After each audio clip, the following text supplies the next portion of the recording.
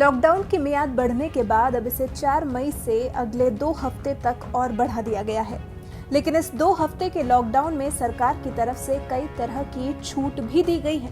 खतरा, कम खतरा, हॉटस्पॉट्स के आधार पर अलग अलग इलाकों को अलग अलग जोन्स में बांट दिया गया है और रंगों के आधार पर रेड, ऑरेंज और ग्रीन जोन्स को कैटेगराइज किया गया है। छूट दी गई है तो उसमें शराब की दुकानों को खोलने की भी अनुमति दी गई है। ऑर्डर्स में कहीं पर भी ये स्पष्ट नहीं किया गया है कि किस जोन में शराब की दुकानें खुलेंगी। सिर्फ ये बताया गया है कि कंटेनमेंट इलाकों में शराब की दुकानों को खोले जाने की अनुमति नहीं है। इसलिए माना जा रहा है कि शराब की दुकानों को खोलने की अनुमति हर जोन के लिए दी गई है, बशर्ते लॉकडाउन के नियमों का सख्ती से पालन किया जाता रहे।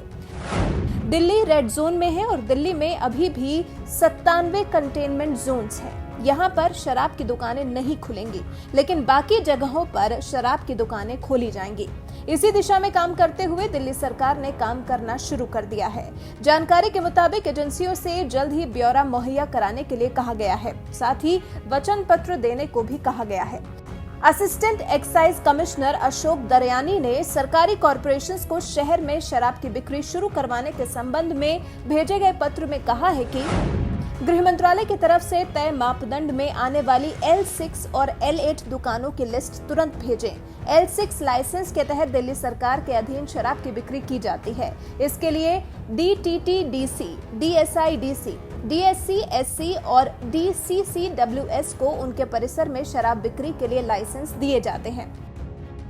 आपको बता दें कि गृह मंत्रालय की तरफ से जारी ऑर्डर में कहा गया है कि शराब और पान, गुटखा आदि की दुकानों पर एक साथ 5 से ज्यादा लोग इकट्ठा नहीं हो सकेंगे और लोगों के बीच में सोशल डिस्टेंसिंग भी सुनिश्चित की जाएगी।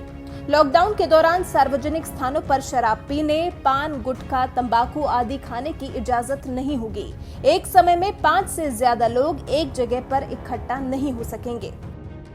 अब दिल्ली सरकार भी इसको लेकर अपनी कमर कस चुकी है। हालांकि ये किसी भी सरकार के लिए मुश्किल जरूर होगा, क्योंकि अगर इन दुकानों पर भीड़ होने लगी, सरकार की तरफ से जारी नियमों का पालन नहीं किया गया, तो संभव है कि देश में कोविड-19 से लड़ाई और ज्यादा कष्टदायी हो जाए।